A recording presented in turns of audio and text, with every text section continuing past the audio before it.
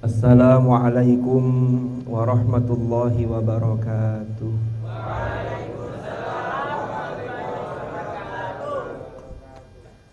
Alhamdulillahi wa kafa wa salamun ala ibadihi alladhina astafa, amma ba'd. Yang sama-sama kita hormati, yang terhormat Mudir Ma'had Sunan Ampel Al-Ali Dr. Kiai Haji Badruddin Muhammad MHI, yang sama-sama kita taati para pengasuh, jajaran pengasuh di Ma'had Sunan Ampel Al-Ali, yang saya hormati Ustadz Syihab Irfani SH selaku murabbi Mabna Al-Ghazali, yang saya hormati cacak-cacak musyrif. Ini cacak-cacak apa yayak-yayak ini? Karena kan takoyaki itu ta'aruf karo yayak-yayak. Takoyaki apa takocaki?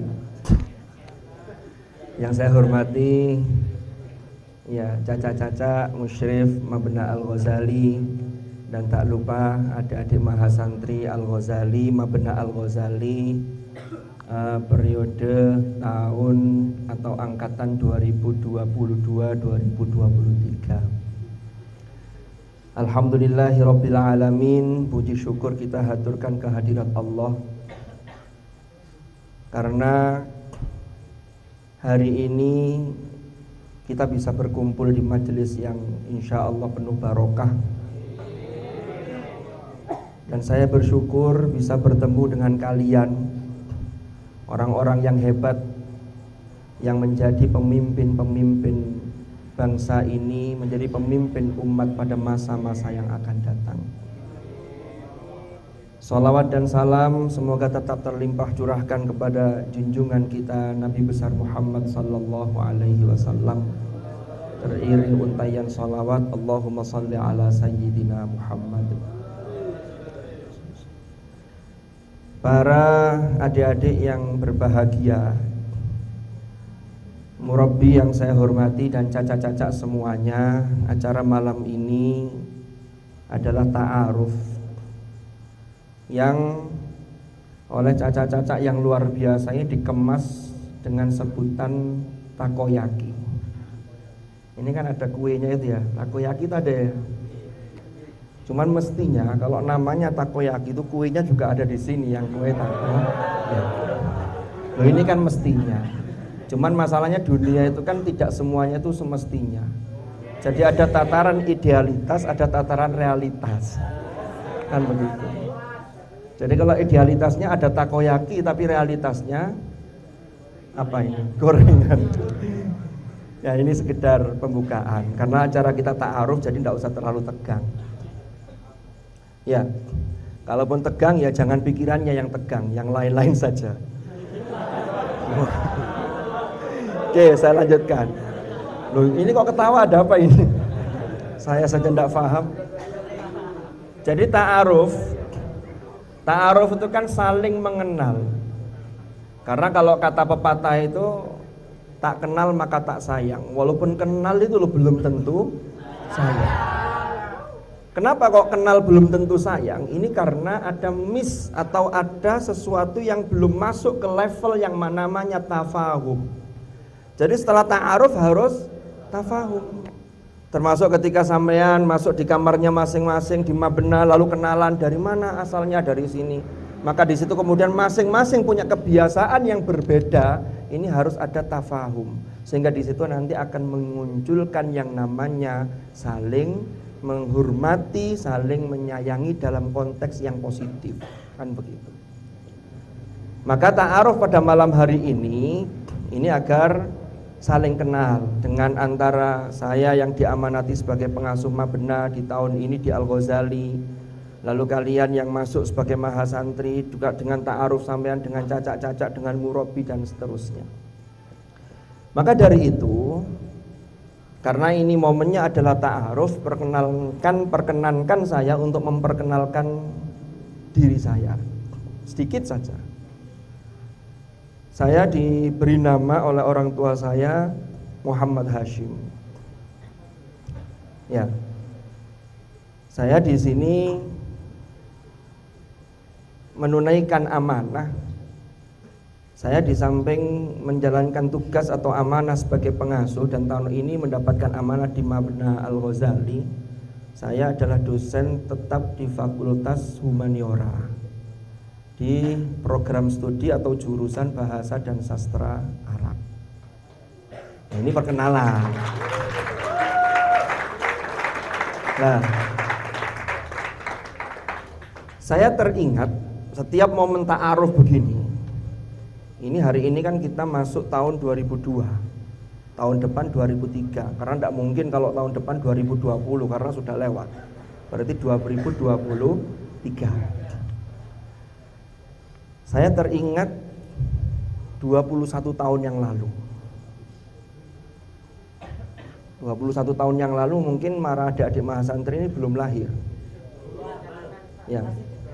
Karena usia kuliah masuk itu usia berapa? 17 atau 18 ini? 18. 21 tahun yang lalu, tepatnya tahun 2001, saya juga menjadi mahasantri seperti kalian. Ya. Mabna saya tidak di Ghazali ketika itu, karena di Al-Ghazali itu Mabna Putri. Makanya saya tidak di sana. Karena dulu Ma'had yang untuk putri itu belum jadi. Ma'had yang putri itu baru mulai tahun ajaran 2007. 2007 itu saya sudah ngajar di PKPBA waktu itu. Jadi 2001 saya di Khaldun. Waktu itu Mabna Putra itu hanya satu Mabna, yaitu di Khaldun. Al-Farabi itu masih berupa ilalang, masih belum ada bangunan Al-Farabi. Karena saya di Ma'had itu angkatan kedua. Jadi pertama dibuka Ma'had itu tahun 2000. Lalu 2001 diresmikan oleh Presiden Gus Dur. Itu ketika saya jadi mahasantri waktu itu. Saya teringat ini 21 tahun yang lalu berproses hingga hari ini saya berada di sini, maka saya yakinnya 15 tahun yang akan datang, 20 tahun yang akan datang, yang duduk di hadapan mahasantri nanti adalah di antara kalian-kalian ini. Loh kenapa? Ya karena memang dunia ini gantian. Watilkal ayyamu nudawiluha bainan nas. Ini gantian. Tinggal perannya. Kan begitu. Tinggal sampean ambil peran apa. Ini nanti dari sini saya akan menjelaskan betapa ma'had itu adalah sesuatu yang urgen. Bagi yang sudah pernah mondok mungkin sudah biasa. Cuman kadang-kadang salah satu sisi negatifnya anak yang sudah lama mondok itu kadang-kadang tuh gini, ngapain di ma'had ini udah pernah semua. Padahal kebaikan itu tidak pernah akan pensiun. Jangan pernah selesai jadi orang baik. Aku kesel mondok, aku tahu kabeh. Bukan. Karena semua itu adalah proses sampai nanti kita dipanggil oleh Allah menghadap kepada Allah. Disitulah nanti baru diukur sukses tidaknya seseorang itu. Faman zuhziha 'anil nar wa udkhilal jannata faqad faz. Kalau belum, jangan santai dulu. Bagi yang belum pernah mondok, lalu di ma'had, apalagi jurusan yang dipilih itu umpama jurusan-jurusan yang dalam tanda petik disebut jurusan umum, jangan kemudian berpikir, lah boyo di UIN niki aku jurusan fisika kok dikongkon belajar atau disuruh belajar taklim al-afkar, taklim al-Quran. Nah ini kenapa? Saya akan masuk ke sini biar kita sama-sama punya semangat, sehingga disinilah urgensi ta'aruf kita. Jadi ta'aruf itu menyeluruh, bukan hanya di antara personal, antara saya dengan panjenengan, tapi bagaimana juga kita kenal dengan program-program dan seberapa urgen program itu, kenapa harus dilaksanakan di ma'had kita tercinta ini. Ini saya bawakan satu kitab. Ya kalau ngaji, kalau menyampaikan sesuatu bawa kitab itu kan enak. Enaknya apa? Enaknya itu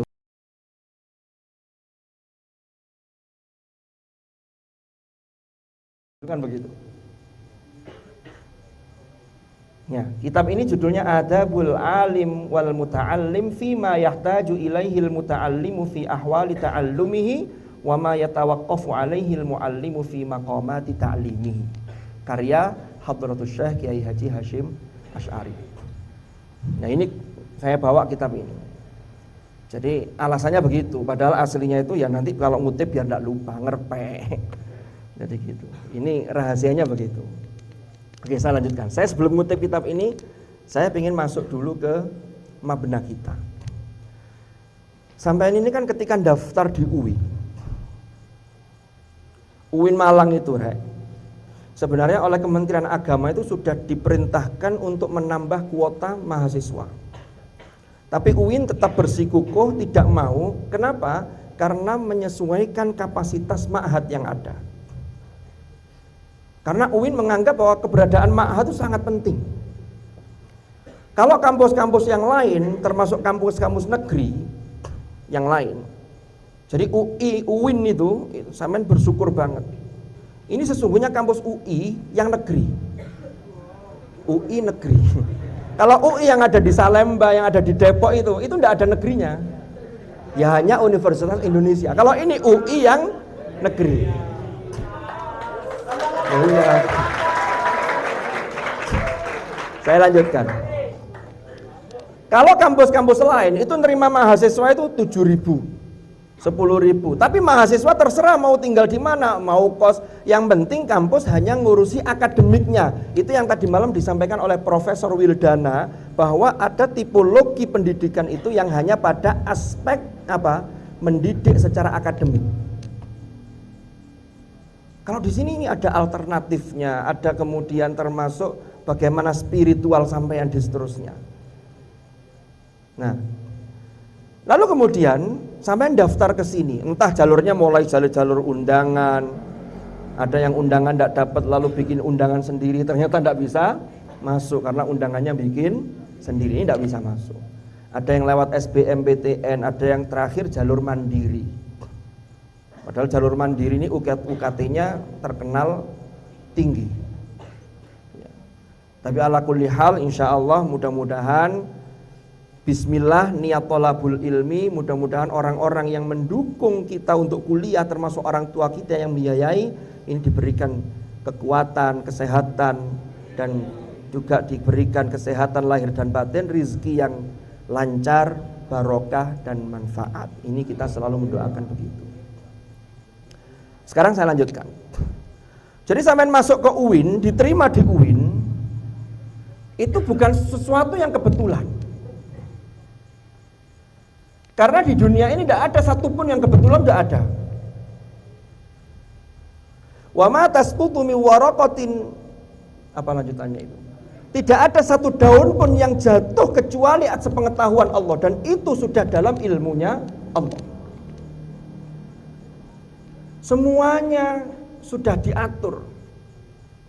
Jadi tidak ada yang kebetulan. Hanya karena manusia itu kan punya keterbatasan pandangan, sehingga kadang memandang sesuatu, oh ketepaan. Padahal tidak ada yang ketepaan. Termasuk ketika sampean ditempatkan ketika mendaftar, lalu muncul di print out itu Mabna Al-Ghazali kamar sekian. Itu juga sesuatu yang sudah ditetapkan oleh Allah. Maka di sini kita perlu mengambil satu ibrah. Jangan sampai kita itu bertempat tinggal di satu mabna yang luar biasa, mengambil nama dari seorang tokoh yang luar biasa, tapi kita tidak pernah berpikir dan kita tidak pernah mau mengambil ibrah dari tokoh yang kita jadikan nama itu sebagai tafaulan. Al-Ghazali itu bukan orang yang biasa-biasa. Imam Al-Ghazali itu namanya adalah Muhammad bin Muhammad. Beliau mendapatkan kunyah Abu Hamid. Lalu Al-Ghazali itu nisbatnya, ada yang mengatakan dinisbatkan kepada tempat kelahirannya. Dia lahir di kota Tus, tapi desanya namanya Ghazala. Ya, di Iran, Persia. Lahir tahun 450 Hijriah atau bertepatan dengan 1058 Masehi. Wafat tahun 505 Hijriah atau bertepatan dengan 1111 Masehi. Usia beliau ketika wafat itu kalau Hijriahnya 55, belum 60. Ya.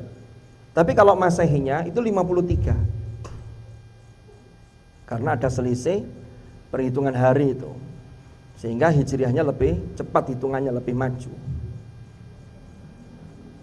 Beliau itu ketika Nizam al-Muluk mendirikan madrasah nizamiyah di Baghdad, itu pada tahun 484 Hijriah, ketika itu Imam Al-Ghazali berarti usia 34. Itu beliau sudah diangkat menjadi pengajar sekaligus menjadi rektor di madrasah nizamiyah. Ada yang mengatakan sebelum itu, bahkan ada yang mengatakan Imam Ghazali itu sebelum usia 30 itu sudah luar biasa dan menjadi rektor. Bahkan kalau sekarang itu bahkan beliau itu sudah guru besar. Karya Al-Ghazali itu banyak sekali. Yang paling terkenal setelah beliau, karya yang paling monumental setelah beliau melakukan uzlah, melakukan kontemplasi, lalu merenung, meninggalkan segala macam fasilitas, lalu kemudian beliau menulis satu kitab yang disebut dengan yang diberi judul Ihya'u Ulumiddin, yaitu menghidupkan ilmu-ilmu agama. Itu 4 jilid. Selain itu banyak karyanya. Di bidang filsafat ada, lalu di bidang tasawuf banyak, ada Minhajul Abidin. Kalau yang kitab yang tipis-tipis ada Bidayatul Hidayah dan seterusnya. Banyak sekali karya beliau. Ada juga Kimiyatus Sa'adah. Nah, itu karya-karya Imam Al-Ghazali. Kok iso Imam Ghazali pinter kok yang ini, kok iso? Apakah dia ketika sekolah itu serba fasilitasnya wah? Ternyata tidak. Bapaknya Al-Ghazali itu kerjanya adalah seorang pemintal benang dari bulu domba. Nggak mampu untuk nyekolahkan, tapi Imam Ghazali itu punya kemauan yang kuat. Tapi dia ketika sudah jadi tokoh besar, dia memuji orang tuanya. Kenapa? Karena ayahnya atau orang tuanya tidak pernah, walaupun dalam kondisi pas-pasan, tidak pernah memberikan makan kepada keluarganya dan kepada Imam Ghazali itu sesuatu yang haram. Nah, ini yang perlu dijaga. Disinilah kemudian Imam Ghazali itu belajarnya tekun sekali dan dia mendapatkan beasiswa. Sehingga niatnya Imam Ghazali itu ketika masih muda, ini dulu guru saya pernah cerita, dan ini saya dapati ada satu kutipan dalam kitab ini, yang ini dinisbatkan kepada kata-katanya ulama salaf, tapi ada yang mengatakan ini sebenarnya kata-katanya Imam Al-Ghazali. Jadi Imam Ghazali itu dulu di awal-awal menuntut ilmu karena tidak punya ya, karena serba keterbatasan, sehingga dia ini belajar serius. Niatnya apa? Niatnya biar agar beasiswanya tidak dicabut. Karena kalau tidak serius, nilainya turun, beasiswa dicabut, tidak bisa sekolah, tidak bisa kuliah. Akhirnya dia terus belajar. Sampai kemudian dia sampai pada satu tahapan di mana di situ ternyata tadi sudah disinggung oleh Ustadz Syihab bahwa menata niat itu sangat penting. Lalu disinilah ada ungkapan tolabnal ilma li ghairillah fa'abal ilmu an yakuna illa lillah. Kami dulu, ini disebutkan oleh Hadratus Syekh Kiai Haji Hasyim Asy'ari, itu di halaman 82 ada di sini. Kami dulu itu menuntut ilmu, mencari ilmu, itu niatnya bukan karena Allah. Tadi karena beasiswa. Kalau karena beasiswa ini masih rodok nyambung. Artinya rodok nyambung itu begini, itu semangatnya masih bisa. Kenapa? Karena menjaga prestasi. Tapi kalau sampean sudah karena USA, umpama tadi ya, umpama biar terlihat keren, biar ini, itu kadang-kadang berbahaya. Karena di hadis pertama dalam Riyadhus Shalihin, lalu dalam Al-Arba'in An-Nawawiyah, innamal a'malu binniyat wa innamal likulli imri'in ma nawa. Kan begitu, faman kanat hijratuhu ilallahi wa rasulihi fa hijratuhu ilallahi wa rasulihi. Tapi barang siapa yang hijrahnya itu karena untuk sesuatu yang terkait dunia atau untuk perempuan yang dia berkeinginan untuk dia nikahi, maka dia mendapatkan sesuai dengan apa yang dia niatkan. Lu kan eman. Gitu loh. Jadi kata Imam Al-Ghazali, iya, tapi kemudian ternyata ilmu itu Ilmu itu mengabaikan atau tidak mau niat lain kecuali niat lillah gitu loh. Makanya nanti yang niat lillah dengan yang tidak itu boleh jadi dapatnya itu antara satu dengan yang lain itu berbeda satu sama lain. Di sini kan taklimnya sama. Sampai mungkin ada yang satu kamar, kelasnya satu taklim, taklimnya satu kelas, yang diajarkan oleh ustadznya sama, tapi yang didapat itu bisa berbeda. Ini salah satu faktor yang mempengaruhi termasuk faktor niat. Jadi penting sekali. Lah Imam Al-Ghazali, ya, Imam Al-Ghazali itu betapa beliau itu sangat menjunjung tinggi ilmu sampai dalam Ihya Ulumuddin itu beliau menulis bab yang pertama itu adalah Kitabul Ilm, yaitu bab tentang ilmu. Ini karena saking pentingnya ilmu. Disitulah beliau menjelaskan, makanya kitabnya diberi judul Ihya Ulumuddin, karena beliau melihat bahwa ketika itu ada kemunduran-kemunduran bagi umat Islam ini karena sudah banyak orang-orang yang kemudian meninggalkan ulumuddin. Padahal ulumuddin itulah yang oleh Imam Ghazali disebut ilmu-ilmu yang fardu ain. Mungkin diantara kalian pernah dengar di Indonesia ini, kalau ada orang yang ahli ekonomi sampai sekolahnya ke Amerika. Amerika jauh, kalau yang dekat Ameriki. Ya, Meriki gitu. Itu lengkapnya Ameriki. Kalau Amerika agak jauh. Kalau tengah-tengah sedang-sedangnya Ameriko. Nah, beda lagi. Ada orang yang ahli ekonomi, KTP-nya Islam, agama Islam di KTP. Tapi berapa banyak di Indonesia ini yang ahli ekonomi, yang ahli hukum, yang ahli kedokteran, KTP-nya Islam, orangnya Muslim, tapi bisa ngaji, berapa persen? Yang terjadi adalah kita itu sudah lama bertahun-tahun sejak dulu itu selalu mengangkat yang namanya dikotomi. Pemisahan antara yang disebut ilmu agama dengan ilmu umum. Ini ada ada kesalahpahaman dengan apa yang sudah disampaikan oleh Imam Al-Ghazali. Lah orang itu banyak menduga begini.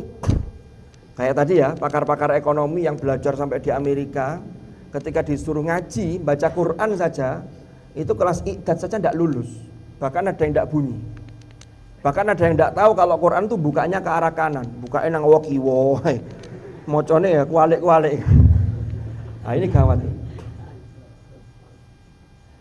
Loh ini pernah terjadi loh. Saya pernah 2010 ketika itu Profesor Imam Suprayoga sebagai rektor. Saya diberi surat tugas untuk mengetes semua karyawan yang ada di UIN, bukan dosen ya, karyawan. Saya dengan Ustadz Adin atau siapa namanya waktu itu. Saya masih ingat selama 2 hari atau 3 hari saya nguji kira-kira 150 orang. Itu tahun 2010, berapa tahun yang lalu itu. Dari 150 orang itu ternyata ada 4 orang, mungkin sekarang sudah pensiun karena waktu itu beliau sudah sepuh. Itu baca Quran tuh bukanya itu arahnya bukan buka nganan tapi dibuka ngiri. Loh ini ndek UIN. Karena Prof Imam waktu itu begini, semua sivitas akademika yang mahasiswa harus bisa ngaji termasuk karyawan dan dosennya. Maka penerimaan dosen ketika Prof Imam Suprayoga itu tes baca Al-Quran termasuk salah satu prasyarat untuk menjadi dosen. Lalu mau coy gak iso gimana mau kajian yang terlalu mendalam. Quran itu yang paling dasar adalah yatluna alladzina atainahumul kitaba yatluna haqqa tilawati. Juz 1 kok mbulet iki. Yatlunahu haqqa tilawati. Alladzina atainahumul kitaba yatlunahu haqqa tilawati. Sekarang tuh banyak orang-orang liberal di luar sana yang mengatakan Quran tuh yang penting bagaimana mengimplementasikan sehingga menjadi living Quran, living hadis. Tapi mau coy gak iso. Lah terus nek mau coy gak iso terus ngambil dari mana? Nah, sekarang saya kembali hati. Terus gini, Rek. Banyak orang-orang tuh ketika ditanya, "Lu kenapa kok sampai enggak bisa ngaji?" Saya itu sejak kecil itu ngambilnya itu umum terus. Saya kelas 1 SD itu sudah kursus bahasa Inggris. Iya kan? Sehingga nanti SMA-nya itu pasti nanti setelah SD, SMP-nya itu yang unggulan, berebut. Dulu zaman tahun 90-an, pondok pesantren enggak patek laku. Karena yang laris tuh orang berebut mencari sekolah-sekolah favorit. Ya sampai sekarang masih ada, tetapi pondok-pondok juga sekarang menggeliat, sekarang banyak peminatnya. Karena sudah menyadari betapa pentingnya pendidikan pesantren, pendidikan karakter. Di SMP, pendidikan agama 1 minggu hanya 2 jam. Itu pun yang dasar-dasar, enggak nyantol, blas. Itulah yang kemudian terjadilah dekadensi moral yang luar biasa. Sehingga banyak orang pinter, tapi pinter ngakali. Kenapa? Karena karakternya tidak dibentuk. Nah, Imam Al-Ghazali itu sudah wanti-wanti sejak lama sebenarnya. Jadi kalau jurusan-jurusan ekonomi ketika sampean kuliah, mau sastra Inggris, ekonomi, akuntansi, perbankan syariah, dan seterusnya. Itu kalau dalam bahasanya Imam Al-Ghazali, ini disebut dengan ilmu-ilmu yang sifatnya fardu kifayah. Jadi jangan sampai seperti tadi ketika ada orang yang ahli ekonomi sampai doktor tapi dia tidak bisa ngaji, sholatnya tidak benar, fikihnya gagal, ibadahnya tidak benar, toharohnya keliru. Lalu alasannya, saya ini ahli ekonomi bukan ahli agama. Loh, ini urusan fardu yang ain, bukan fardu yang kifayah. Isok ngaji ku. Apa nanti kalau sampean menghadap Allah, lalu diperintahkan untuk membaca Iqra wartaqi warattil kama kunta turattilu fid dunya. Sampean akan menjawab, saya bukan ahli di sini ya Allah, saya itu bidang ekonomi. Hati-hati kalau Anda menjawab begitu, itulah yang dilaporkan oleh Rasulullah dalam surah Al-Furqan. Wa qala ar-rasul ya rabbi inna qaumi ittakhadhu hadzal qur'ana mahjura. Nah itu hati-hati.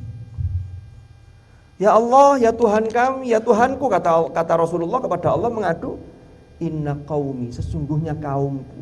Mufassirin berbeda pendapat, ada yang mengatakan kaumku itu orang-orang musyrikin ketika itu. Tapi ada mufassirin yang mengatakan ini kaumnya Rasulullah itu ya sampai nanti umat akhir zaman. Ternyata apa? Ittakhadhu hadzal qur'ana mahjura, menjadikan Al-Qur'an sebagai sesuatu yang tidak direken, mahjur. Maka nanti ketika ditanya jangan-jangan jawabannya begini. Apakah kamu baca Quran?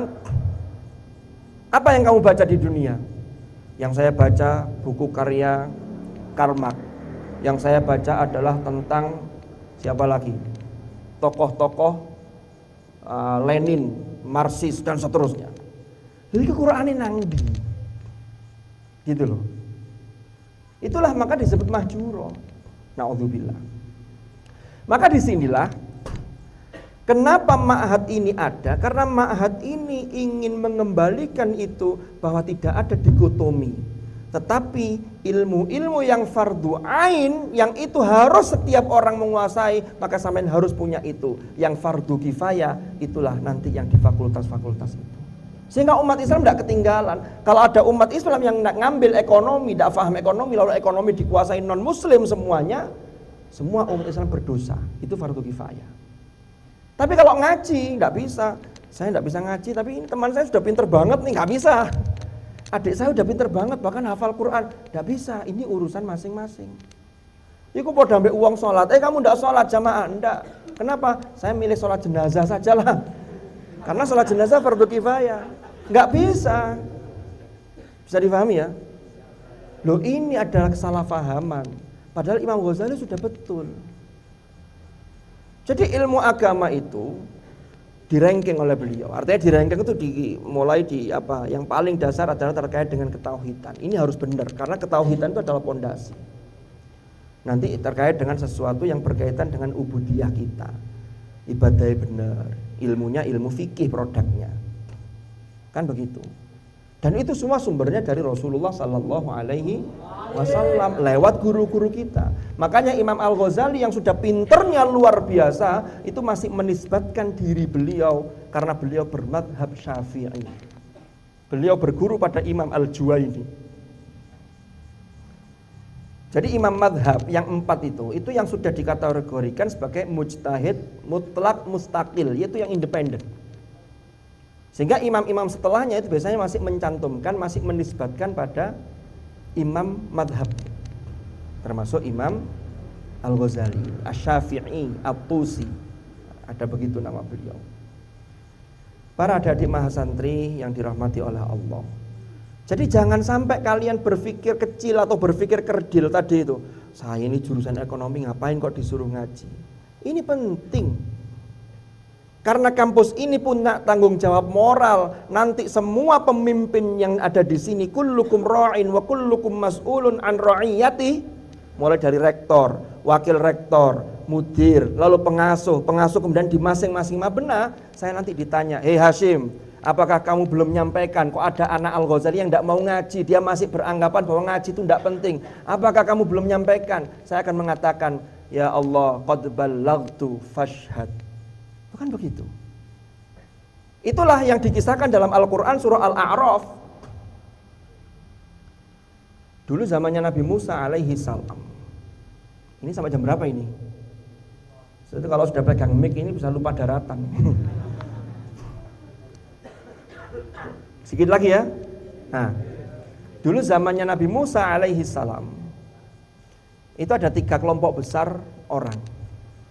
Itu dalam Al-Quran ayatnya, wa il qalat ummatum minhum lima ta'idhuna qaumanillah muhlikuhum aw mu'adzibuhum 'adzaban syadida qalu ma'dziratan ila rabbikum wa la'allahum yattaqun. Wa il qalat ummatum minhum, ingatlah ketika sekelompok umat dari golongan mereka Bani Israel itu berkata kepada kelompok yang kedua. Jadi kelompok pertama ini ternyata ada orang-orang yang solih, tapi solih secara individu.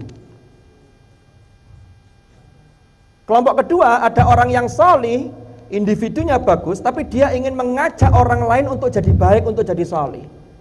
Maka dia punya kesalehan sosial, punya kepekaan sosial. Contoh, ketika taklim, caca-caca musyrif sudah ngajak, ayo taklim, monggo taklim. Temannya di kamar ada yang rajin tapi tidak pernah ngereken temannya yang satu kamar. Pokoknya saya berangkat, saya jamaah, yang lain urusannya dewe-dewe. Wis padha gedene padha ngertine. Wong iku sak pira gedene, sak pira umure, itu kadang-kadang tetap masih perlu watawasau bil haq watawasau bis sabr. Karena ada khilafnya. Nggak mungkin orang itu kemudian mesti bener tok, kadang-kadang ya ono keliru nih. Nah itu perlu ada watawasau. Jangan kemudian gak usah dilingno padha gedene. Ini berarti kelompok yang pertama, dia nggak mau tahu dengan kondisi orang lain. Padahal yang bagus itu kelompok kedua. Makanya kalau ada yang ngobrai taklim atau membangunkan, maka kita ikut bangunkan. Ya. Cuma kadang-kadang sungkan. Lah sungkan ini kalau sampean mau jadi baik untuk membaikkan orang lain, itu jadilah kelompok yang kedua ini. Kenapa? Karena nanti di akhirat ditanya oleh Allah. Makanya ketika kelompok kedua ini diprotes kelompok pertama, biasanya mesti ada yang begini nih. Kata kelompok pertama tadi begini, ngapain? Kamu kan bukan keamanan, kamu kan bukan ubudiyah, lah pokok melok-melok nangeni, lah pokok melok-melok ngobrai. Loh begitu itu ada. Itu kelompok pertama. Apa jawab kelompok yang kedua? Yang pingin mensolehkan orang lain. Qalu ma'dziratan ila rabbikum. Aku ngene iki, engko aku lek ditakoki Gusti Allah, nanti kalau saya ditanya Allah di akhirat, saya punya alasan. Dan orang ngajak baik itu ndak boleh pesimis dan ndak boleh putus asa. Itulah yang tercermin wala'allahum yattaqun. Termasuk caca-caca musyrif ini. Nanti dampingan dari 20, berapa dampingannya? 18. Di Al-Ghazali berapa? Satu musyrif dampingi berapa mahasantri? Berapa kamar? Berapa orang berarti itu? 12. Dari 12 itu rajin kabeh kadang-kadang ya ono siji loro sing garai. Aduh, apa gitu? Ditungakno, itulah wala'allahum yattaqun. Golek wayahe lak getun dhewe. Nanti tiba-tiba ndak bisa kompre gara-gara ndak lulus, saya nyesal, aduh ngurusi susah, yang lain sudah pada lulus, sudah pada qabil tu nikah, sampean cek ngurusi nggak lulus taklim mahat, kan repot ini.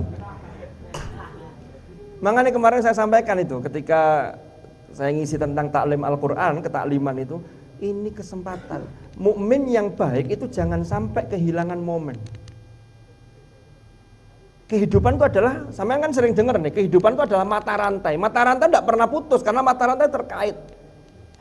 Apa yang sampean lakukan hari ini, kebaikan yang Anda lakukan hari ini, kalaupun tidak dibalas langsung oleh orang yang Anda baiki, maka itu adalah mata rantai yang nanti suatu saat itu pasti akan kembali ke Anda kebaikan itu, termasuk kejelekan.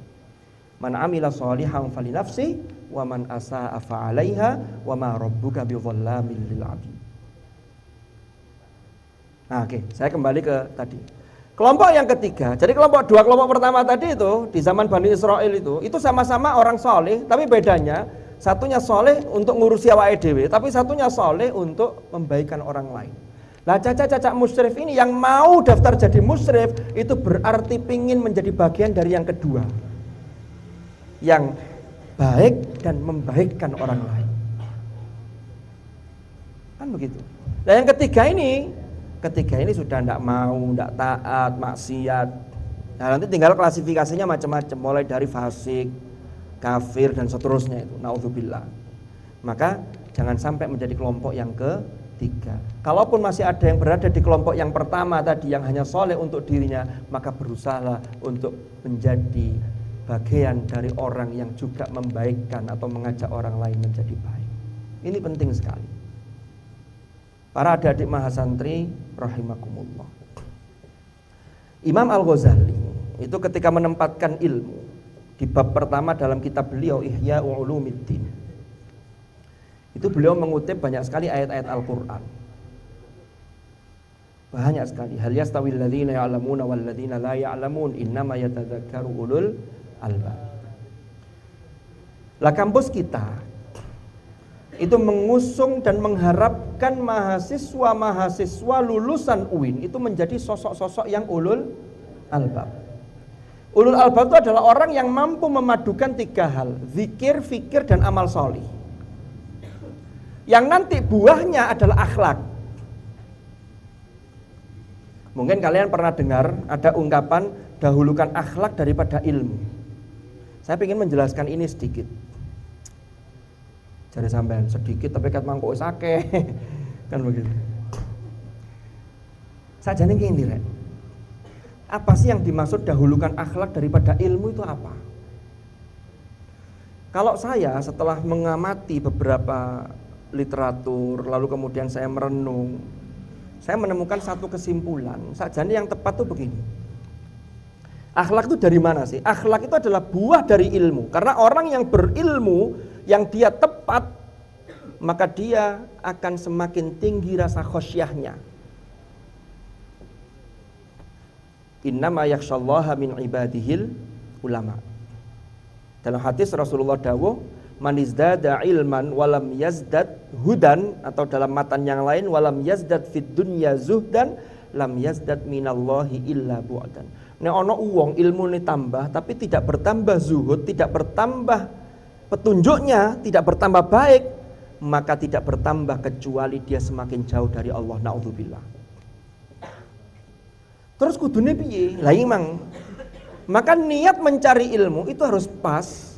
Lalu kemudian ilmu itu harus betul-betul menjiwai, sehingga disitulah ulul albab yang kesimpulannya Rabbana ma khalaqta hadza batila, yang tadi dibaca oleh qori tadi itu.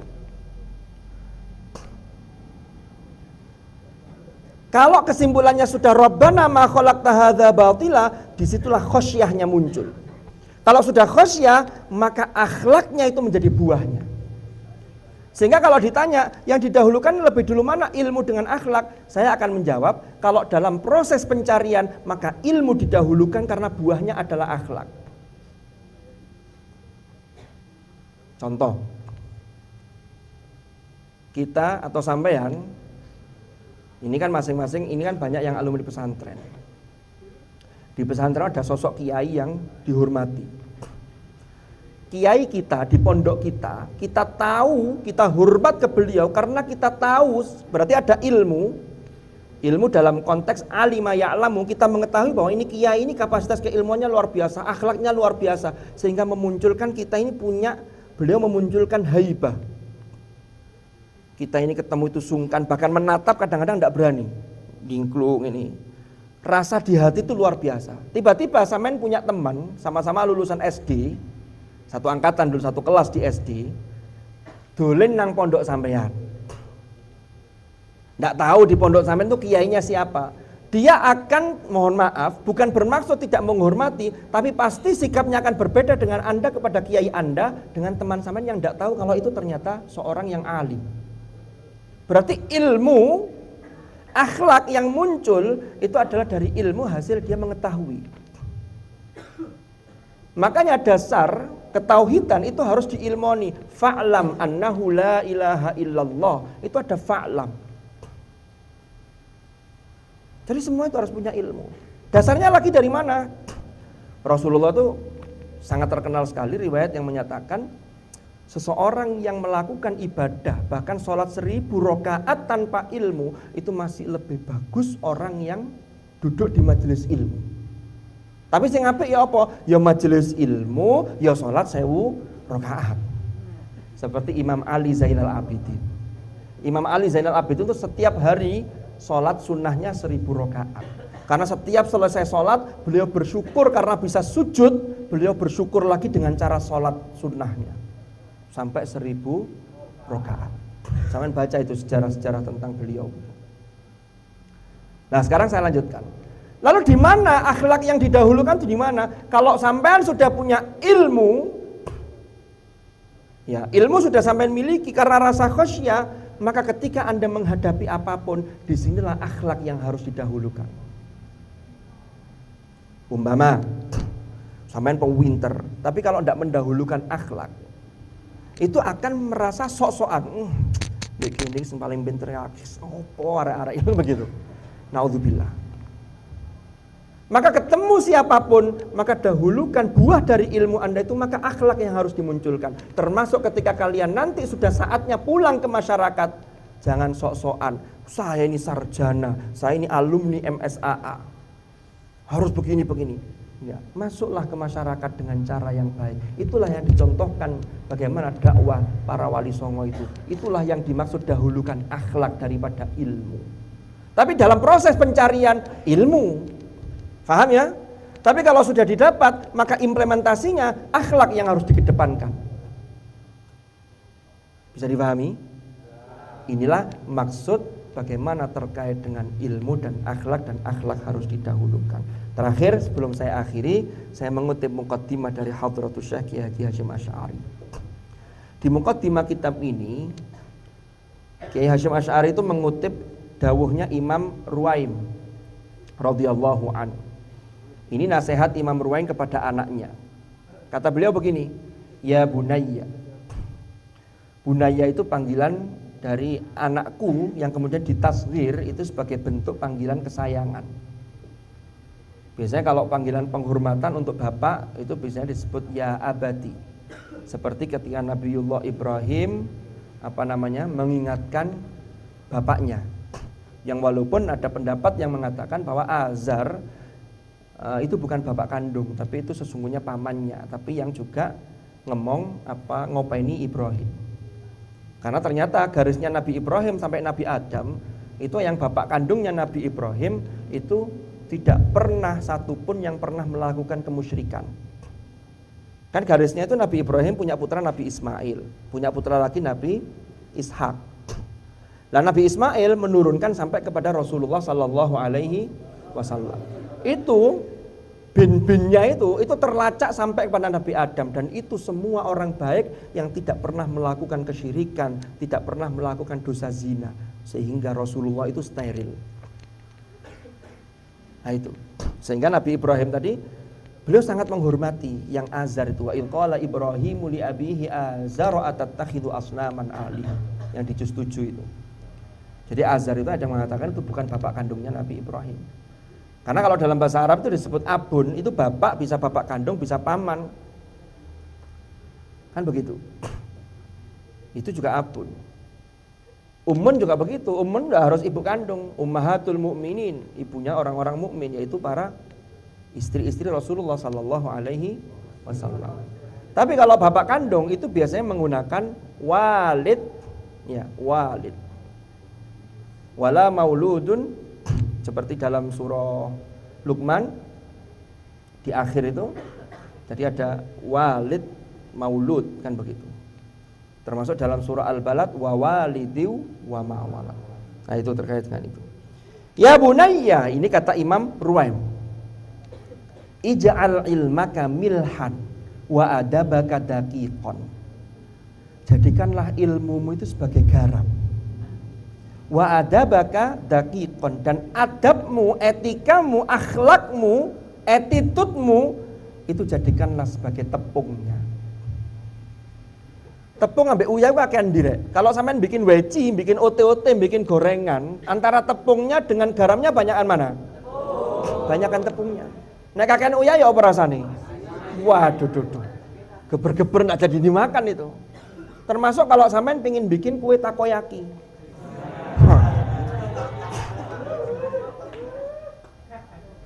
Maka tepung dan garam, maka garamnya itu, sampean kalau punya ilmu, maka ilmu itu menjadi garam, itu penyedapnya.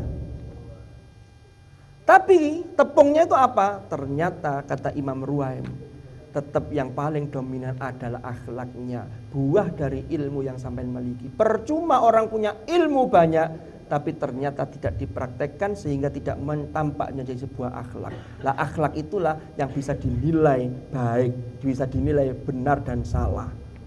Baik buruk itu di situ. Wes talah, pulang ke masyarakat ada anak pewinter IPK-nya 4,00 tapi kelakuannya tidak karu-karuan. Karena akhlak itu luas ya. Akhlak itu terkait dengan implementasi sifat ihsan. Itu sampai Imam Izzuddin Ibni Abdissalam yang bukunya sering dikutip oleh Gus Baha itu Syajaratul Ma'arif, itu bicara tentang ihsan, tentang akhlak, itu mulai dari sesama kepada sesama makhluk sampai kepada Allah Subhanahu wa taala. Nek ono uang, pewinter ya apa, tapi ndak duwe unggah-ungguh, ndak punya akhlak, ndak punya etika, pasti di masyarakat Anda akan dikatakan begini, arek iku sakjane pinter tapi sayangi gak duwe etika. Senajan gak patek pinter, biasanya dipakai di masyarakat akan bermanfaat kalau akhlaknya luar biasa, sehingga ilmu yang sedikit tapi buahnya diimplementasikan secara terus menerus jadi akhlak yang luar biasa, itu hidup Anda lebih barokah dan lebih manfaat. Tapi kalau boleh memilih, maka ilmunya juga mumpuni, tapi jangan lupakan akhlaknya, karena kata Imam Ruwaim tadi, ilmu itu sebagai garamnya dan akhlak sebagai tepungnya. Itu mungkin beberapa hal yang bisa saya sampaikan. Nanti insya Allah secara berkala kita akan bertemu. Nanti mungkin bisa saya kutip-kutipkan dawuh dari sini lalu kita kupas, sehingga ini menjadi bekal buat kita semua, karena perjalanan sampean ini masih panjang. Saya terakhir sebagai penutup, saya ingin mengutip dawuhnya Imam Al-Haddad yang setiap pagi kita baca Al-Wirdul Latif, dan kalau hari Ahad kita baca Rotib Al-Haddad itu. Imam Abdullah Alwi Al-Haddad itu pernah dawuh begini,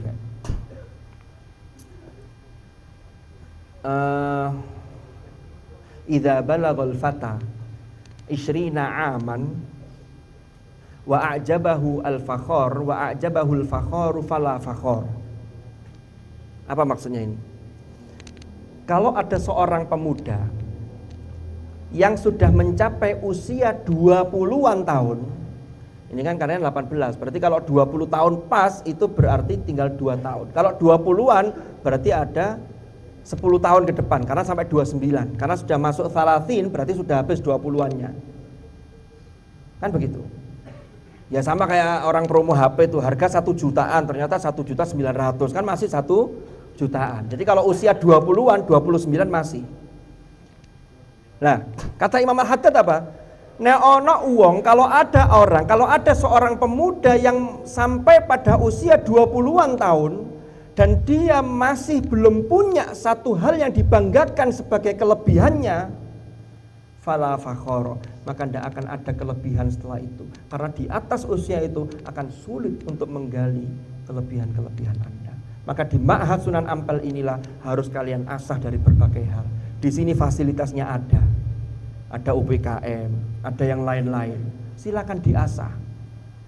Karena itu nanti akan bermanfaat di masa-masa yang akan datang. Yang kedua, dawuhnya Imamuna Asy-Syafi'i radhiyallahu anhu. Apa kata beliau? Ta'allam qabla tafaqqah qabla an tar'as. Idza ra'asta fala sabila ila tafaqquh. Tafaqquhlah kalian, bersungguh-sungguhlah untuk belajar, ya termasuk belajar ilmu-ilmu yang fardhu ain tadi yang saya sampaikan tadi. Qabla an tar'as, sebelum sampean menjadi pemimpin atau sebelum sampean memimpin umat atau sebelum sampean sudah terlanjur dianggap tokoh oleh masyarakat kalian. Karena kalau sudah kadung jadi tokoh, maka fala sabila ila tafaqquh, terbuka sekali kecil kemungkinan untuk belajar lagi. Contoh, ada orang sudah kadung jadi tokoh, lek ndonga itu Allahumma hawwin alaina fi syakaratil maut, difase-fasekan tapi keliru. Mestinya sakaratil maut pakai sin, karena itu sakarah, wajaat sakaratul mauti bil haq, itu difasekan jadi shin, lah kan keliru. Coba kalau jadi tokoh, lalu santrinya besek-besek ke temannya, itu kok keliru ya Pak Kiai itu ya. Pak Kiai no, Pak Wani aku, ada nggak yang berani ingat? Enggak berani. Lah kalau sudah begitu, itu dirasani tok di tapi tidak ada yang berani mengingatkan karena sudah sulit untuk mengingatkan. Maka sebelum kalian menjadi tokoh atau sebelum kalian ditokohkan oleh masyarakat sampean, maka belajarlah yang serius karena waktu tidak akan pernah berputar kembali. Termasuk ketika kuliah. Hidup ini sekali. Kalau ada yang 2 kali itu karena fadhol. Karena ada orang yang sudah meninggal lalu kemudian orang nyebut mati suri urip maneh. Tapi kan sampean gak iso angen-angen ngono. Aku saiki tak nyantai dhisik maksiat dhisik engko lek mati tak urip maneh. Ndak bisa. Sing akeh ku mati ya wis mati. Kan begitu. Ndak bisa kembali. Kalau orang yang kayak tadi itu biasanya bisa cerita dan dia setelah hidup lagi itu betul-betul ibadahnya luar biasa, betul-betul serius dalam menjalani kehidupan. Sampeyan urip sepisan di dunia sing serius. Sing serius. Karena Allah itu tidak pernah menciptakan segala sesuatu itu dengan main-main. Nah, maka kuliah juga begitu. Mosok kuliah sepisannya gak lulus. Nanti jari anak sampean ya apa ala bapak ben gak lulus ya. Nek anak sampean dablek, sampean gak iso nyeneni. Ala sampean yo ngono ae Pak, lu kan ngono. Masalah. Nilai harus bagus. Kenapa? Karena nilai bagus itu adalah simbol dari prestasi. Maka nanti anak cucu kita akan melihat, oh bapak saya dulu IPK-nya 4,00, anak akan termotivasi. Itu kan begitu. Dan semakin prestasi Anda banyak, itu bukan untuk bangga-banggaan. Tapi yakinlah dengan banyaknya prestasi, maka Anda semakin bisa banyak berbagi. Fa'amma man a'ta wattaqa. Itu dimulai dari ayat apa sebelumnya? Inna sa'yakum lasyatta. Sebelumnya apa? Wa ma khalaqadz dzakara wal untha. Dan demi penciptaan laki-laki dan perempuan. Lalu kemudian inna sa'yakum lasyatta. Usaha kalian tuh bermacam-macam. Kalau tafsirnya ada yang mengatakan begini. Masuk Mabna Al-Ghazali. Umpama ini saya kontekstualisasikan.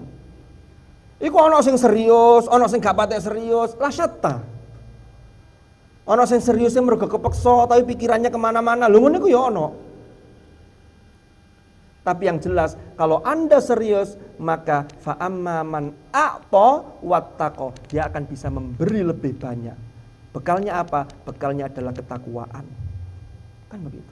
Wa saddaqa bil husna. Tapi sebaliknya, semakin minim prestasi, Anda semakin kecil untuk bisa berbagi dengan yang lain. Karena padahal Rasulullah dawuh khairun nas anfa'uhum linnas. Coba IPK pas-pasan, ngaji gak iso, bahasa Inggris gak iso, bahasa Arab gak muni. Tiba-tiba pulang ke masyarakat sudah disebut sarjana UIN Malang.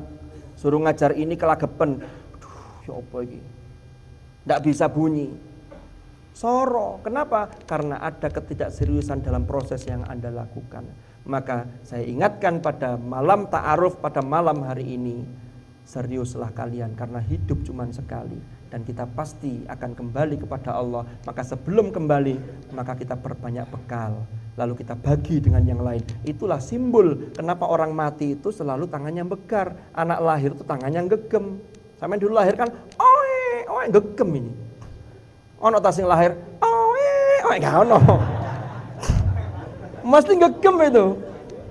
Tapi lah wong mati, meninggal, bekar. Itu adalah sebuah simbol bahwa hidup itu adalah untuk mengumpulkan bekal, tapi jangan hanya dikumpulkan, diceketem. Bagilah bagi orang lain. Mulai dari mengumpulkan ilmu, harta, dan semuanya itu tidak untuk bangga-banggaan, tapi bagaimana kita menjadi khairun nas anfa'uhum linnas. Saya kira itu mudah-mudahan manfaat, mudah-mudahan barokah. Kurang lebihnya mohon maaf. Kita akhiri apa langsung doa atau gimana? Atau yang lain yang doa? Gus Lutfi. Ngoten. Gimana kita monggo kita doa bersama, mugi-mugi sekalian semua dalam menuntut ilmu di UIN Malang ini diberikan kemudahan, diberikan kelancaran, diberikan keberkahan, dan tentunya ilmu yang nafi'an mubarakan fid dini wad dunya wal akhirah. Dan semuanya kita ini selalu senantiasa mendapatkan rahmat Allah, senantiasa diridhoi oleh Allah dalam setiap langkah yang kita lakukan. Ala hadhihi niyyah wa ala kulli niyatin salihah wa ala ma nawaina wa ala ma nawahu as-salafus salih. Thumma ila hadratin nabiyil mustafa Muhammadin sallallahu alaihi wasallam wa ila silsilati masyayikhina fi ta'limina wa ta'allumina. Al-Fatihah.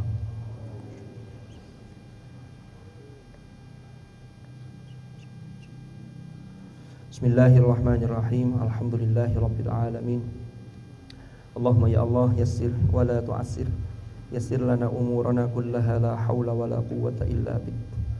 Allahumma ja'alna wa awladana wa dhurriyyatina wa ahlana wa ashabana wa tullabana khasatan tullaba hadzal mabna wazali min ahli al-Qur'an wa min ahli al-ilm wa ahli al-khair wa ahli at-tuqa ومن الذين اصطفيت من عبادك الذين ورثوا كتابك وسبقوا بالخيرات بإذنك برحمتك يا أرحم الراحمين. اللهم اجعل اجتماعنا اجتماعا مرحوما وتفرقنا من بعده تفرقا معصوما ولا تجعل معنا وفينا شقيا ولا محروما برحمتك يا أرحم الراحمين. وصلى الله على سيدنا محمد والحمد لله رب العالمين. الفاتحة.